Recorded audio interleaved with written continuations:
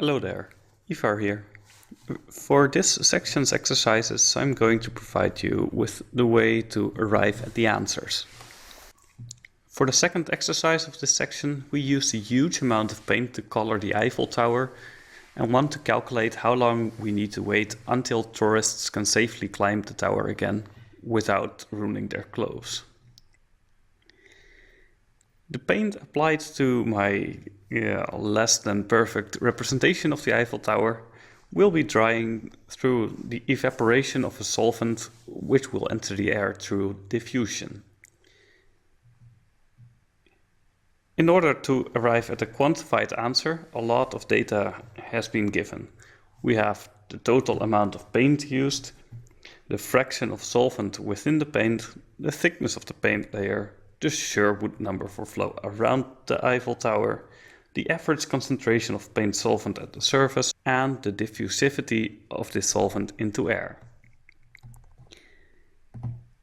In this situation, the mass transport equivalent to Newton's law of cooling can be used, which is actually used to solve the first 5 questions of this exercise.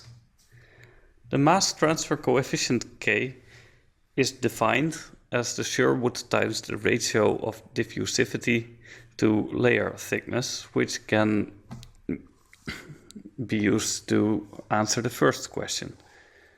The driving force of the diffusion is the difference in concentration, of which the average can be quantified as the average concentration of paint solvent at the surface minus the average concentration of paint solvent in air.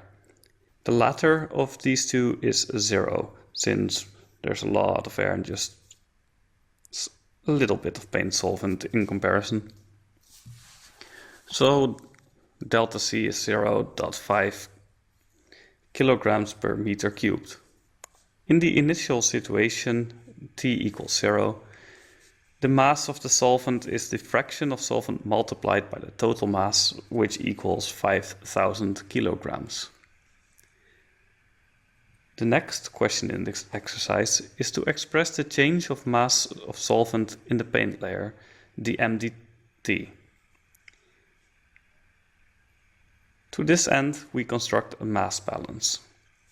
The mass balance reads the change of mass solvent in time equals what goes in, which is nothing, minus what goes out, which is the average mass flux out times the surface area, plus production, which is not present.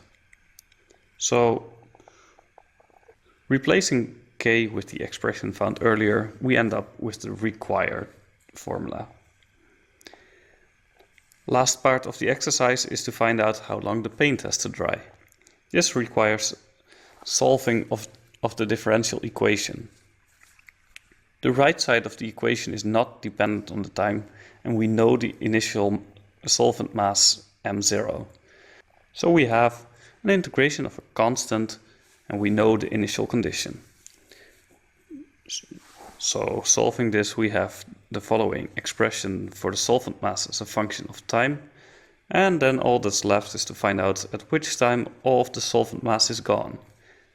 Setting m to 0 and solving for t, we obtain a symbolic expression of which we have quantified data for all parameters.